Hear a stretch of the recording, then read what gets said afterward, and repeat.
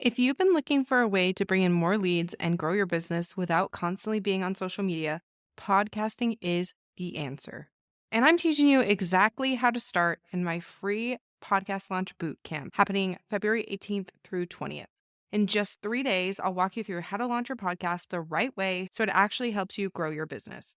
Grab your free spot now at podcastingformoms.co/bootcamp. That's podcastingformoms.co/bootcamp. I can't wait to see you there. Do you ever feel like you're constantly answering the same client questions over and over and over again? Or maybe you find yourself checking your inbox at all hours of the day, worried that you're going to miss an important message. If so, you're not alone. Today, we're going to tackle how to streamline your client communication so that you can work smarter, not harder. Let's jump into the episode. Welcome to the Moms Make Money podcast. I'm your host, Jenny. I'm the owner of Moms Make Money Collective, a podcast and visibility strategist and mom of two. Many moms feel like we need to sacrifice our careers for our children, but I wholeheartedly believe that we can have a thriving business and family at the same time. In this podcast, we're going to be diving into the ins and outs of running a business as a mom and getting real and raw about all things parenting. So buckle up because we're about to go all in.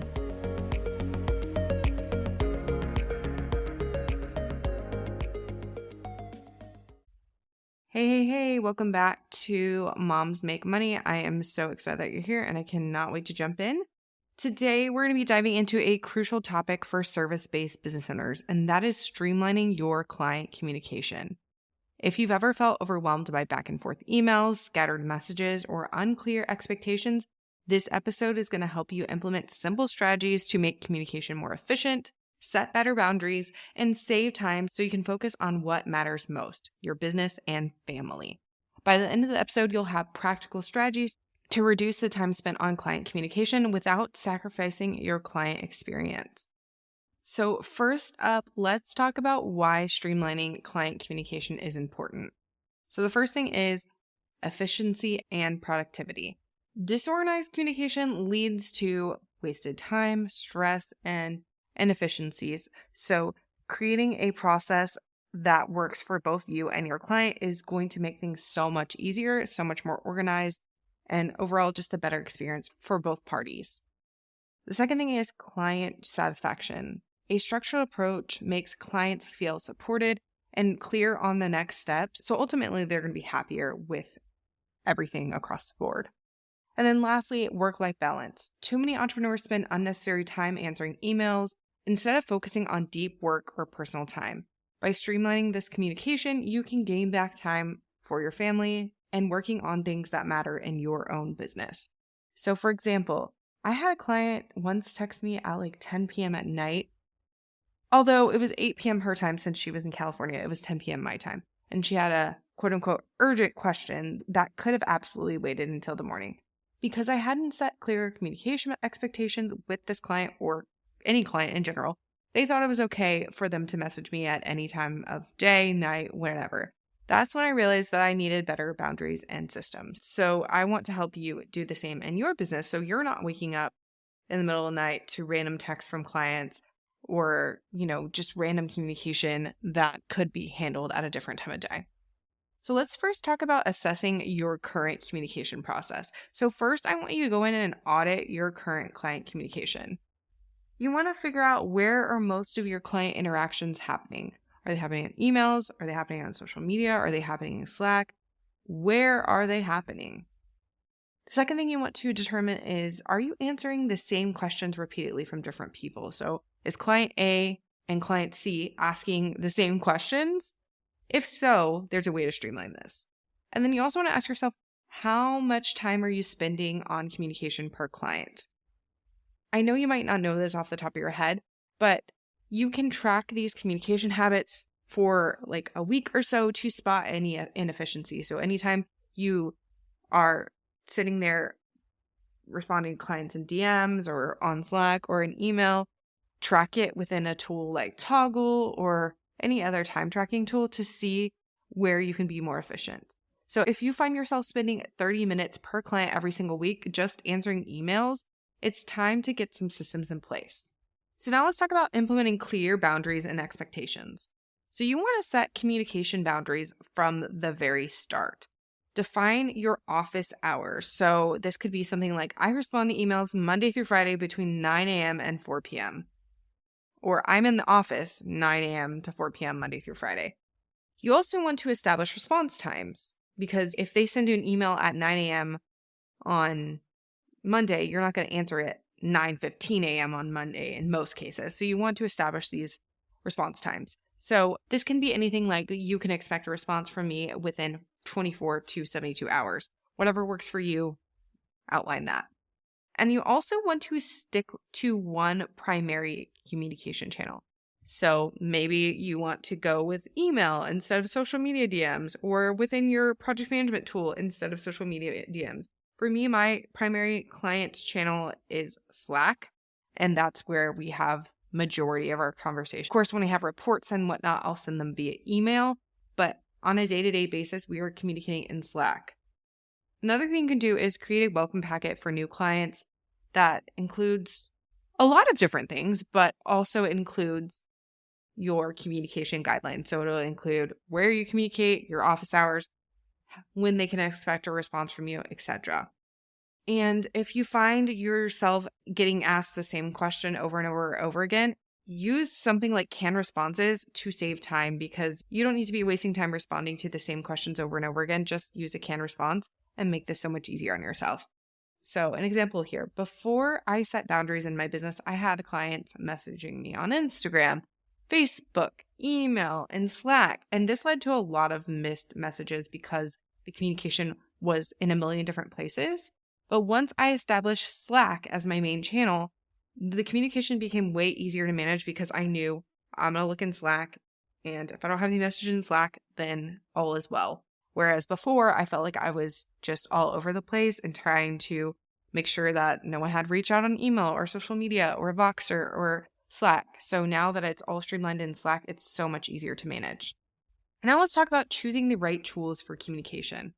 So centralizing communication is so very important, because it helps you, like I said, get a good handle on things.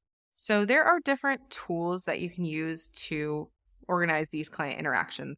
So you can use something like Asana or ClickUp, aka a project management tool. This helps track project progress and shared updates. I do use ClickUp. We don't typically talk in here unless it's like little small comments based on the project, but we do have our projects within ClickUp. Are you tired of chasing clients, constantly showing up on social media, or feeling like your marketing is all over the place? What if there was a way to bring in consistent leads while you're out and about enjoying time with your family?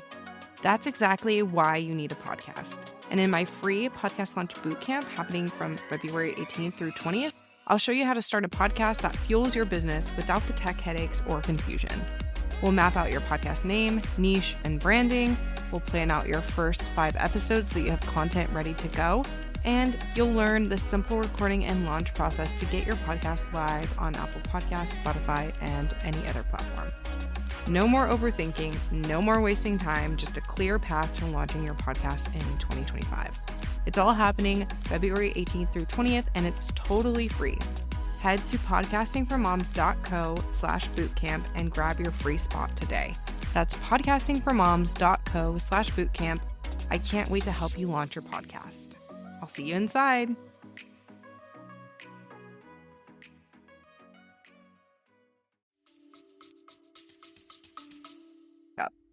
The next thing is a CRM software. This could be something like Dubsado or Honeybook.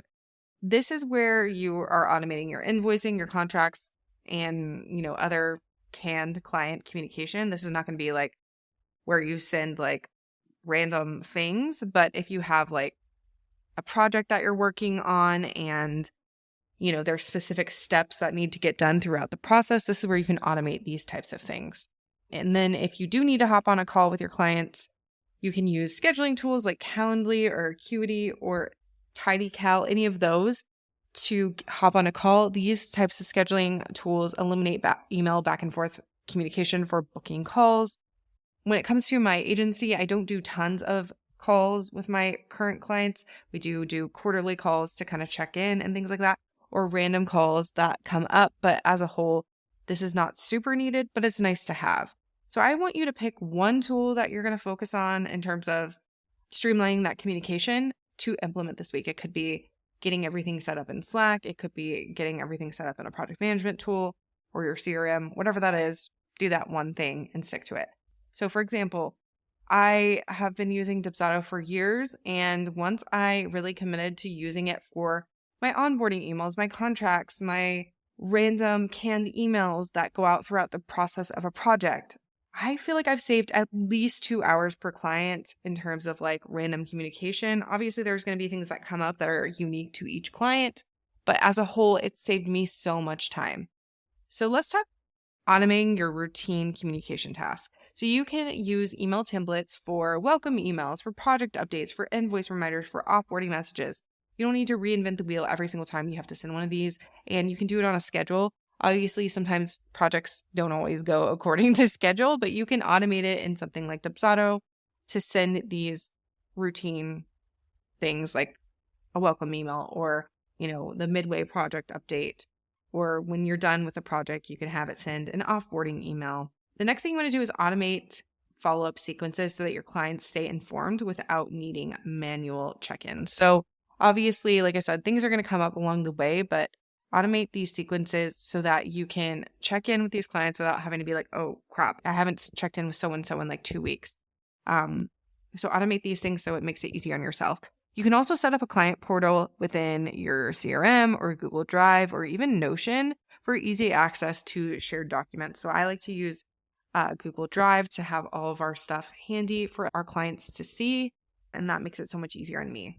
And back in the day, I used to send onboarding emails manually to every single new client, but for the past several years, I've been using Dubsado to send these onboarding documents via a workflow, and it does it for me. It's such a game changer and really streamlines that process, so I'm not stuck in the weeds trying to send everything manually. Now let's talk about incorporating regular check-ins and updates. So I want you to avoid the constant back and forth by setting up scheduled check-ins. Maybe you could do weekly email updates or every other week, depending on the process or for the project. You can send monthly progress reports. This is what I like to do for our podcasting clients. We do monthly and quarterly podcast reports for them. If it's a project-based thing, you can do end-of-project debrief calls. It just really depends on what you're working on as to what is going to be needed for your particular process. But I want you to just standardize these client updates so they always know what's next and they feel supported, but you're also not like having to manually check in with like a bunch of different clients. So for example, instead of answering a client email that says, hey, how's my project going on an individual basis, now for all my clients who are actively in a podcast launch with us, we send a weekly update so that they know where we're at in the process. And this has drastically reduced the unnecessary emails of clients checking in because they always know on this day, they're going to get an email with the progress update. We also do this for our pitching clients as well. We send like, here's who we pitched, here's who we followed up with, so they know what's actually being done each week. Now let's talk about handling client communication challenges. So to avoid people ghosting you in the beginning stages, using automated reminders for invoices, approvals, and deadlines can be so helpful. So like I said earlier, you're not sitting there like, oh no, it's been a week, it's been 2 weeks, it's been 3 weeks, and I haven't heard from XYZ client on this. I haven't gotten approval and we're supposed to go live on, Thursday. It really helps avoid that. So the next thing is scope creep. So you want to redirect your clients back to the agreed upon deliverables using clear contracts and setting those clear boundaries from the get-go. Late responses. So you want to set expectations for when responses are needed and enforce deadlines, because I know sometimes clients can go off the rails and it's been 2 weeks since you've heard from them, and that really delays a project from getting complete on time.